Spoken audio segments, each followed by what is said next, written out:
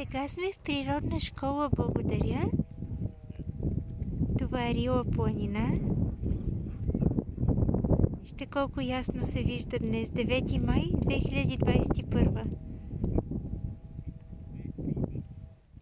Много е хубаво тук, от южната страна на Витоша сме.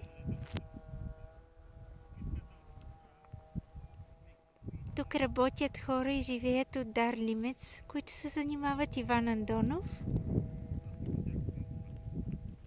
неговата жена и детето им Вяра. И имат гости днес, ние сме от гостите, за пръв път идваме тук. Да помогнем, да хапнем заедно и така, работа в градинката. Ето сега две деца, едното е моето дете, съдят цветя и палма. Цветенце и палма в една саксия. Ето сега. Здравейте!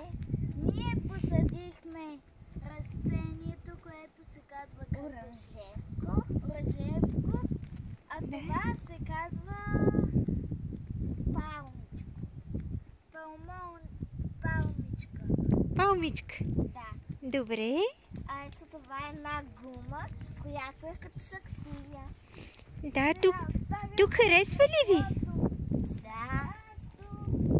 Ето сега ще да направим снимка само. Ето там е езерото. Ще има езеро тук, да. То за сега не е езеро още.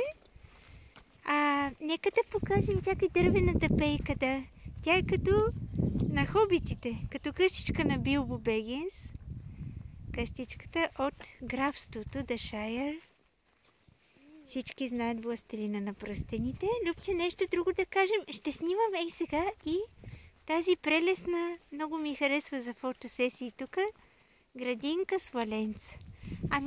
Това е за сега от нас.